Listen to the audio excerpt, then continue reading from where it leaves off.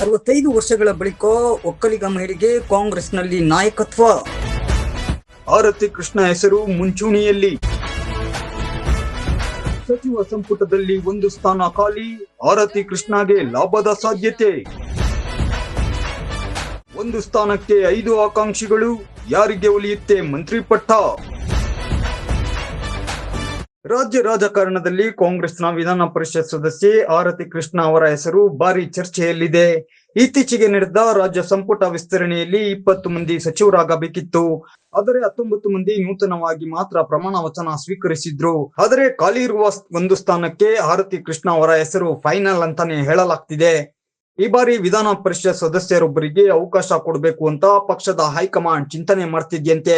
ಈ ಪೈಕಿ ಅತ್ಯಂತ ಪ್ರಬಲವಾದ ಹೆಸರು ಯಾರದು ಅಂದ್ರೆ ಅದು ಆರತಿ ಕೃಷ್ಣ ಅವರದ್ದು. ಯಾಕೆ ಅವರ ಹೆಸರು ಮುಂಚೂಣಿಯಲ್ಲಿದೆ ಅಂತೀರಾ? ಇದಕ್ಕೆ ಅನೇಕ ಕಾರಣಗಳಿವೆ. ಕಳೆದ 65 ವರ್ಷಗಳಲ್ಲಿ ಕಾಂಗ್ರೆಸ್ನಲ್ಲಿ ಒಕ್ಕಲಿಗ ಸಮುದಾಯದ ಮಹಿಳಾ ನಾಯಕತ್ವಕ್ಕೆ ಸೂಕ್ತವಾದ ಅವಕಾಶವನ್ನ ಕೊಟ್ಟಿರಲಿಲ್ಲ. ಸಾಮಾಜಿಕ ಸಮೀಕರಣಕ್ಕೆ ಇದೊಂದು ದೊಡ್ಡ ಪ್ಲಸ್ ಪಾಯಿಂಟ್.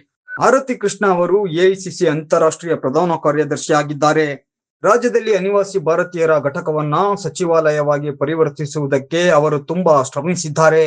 ಹೀಗಾಗಿ ಉಳಿದಿರುವ ಈ ಒಂದು ಮಂತ್ರಿ ಸ್ಥಾನ ಆರತಿ ಕೃಷ್ಣ ಅವರಿಗೆ ಲಭಿಸುವ ಸಾಧ್ಯತೆ ಹೆಚ್ಚಾಗಿದೆ ಅಂತ ಪಕ್ಷದ ಮೂಲಗಳು ಹೇಳ್ತಾ ಇವೆ. ಆದ್ರೆ ರಾಜಕೀಯದಲ್ಲಿ ಕೊನೆ ಕ್ಷಣದವರೆಗೂ ಏನು ಬೇಕಾದ್ರೂ ಆಗ್ಬಹುದು. ಉಮಾಶ್ರೀ, ನಯನ ಮೋಟಮ್ಮ, ಗಾಯತ್ರಿ ಶಾಂತಗೌಡ, ಅನ್ನಪೂರ್ಣ ತುಕಾರಾಂ ಮತ್ತು ಖನಿಜಾ ಫಾತಿಮಾ ಹೆಸರು ಕೂಡ ಚರ್ಚೆಯಲ್ಲಿದೆ. ಅನುಭವ ಹಾಗೂ ಸಾಮಾಜಿಕ ಹಿನ್ನೆಲೆ ಕೂಡ ಇಂಪಾರ್ಟೆಂಟ್ ಫ್ಯಾಕ್ಟರ್. ಹೈಕಮಾಂಡ್ ಅಂತಿಮವಾಗಿ ಯಾರ ಹೆಸರಿಗೆ ಗ್ರೀನ್ ಸಿಗ್ನಲ್ ಕೊಡುತ್ತೆ ಅಂತ ಕಾದು ನೋಡಬೇಕಿದೆ.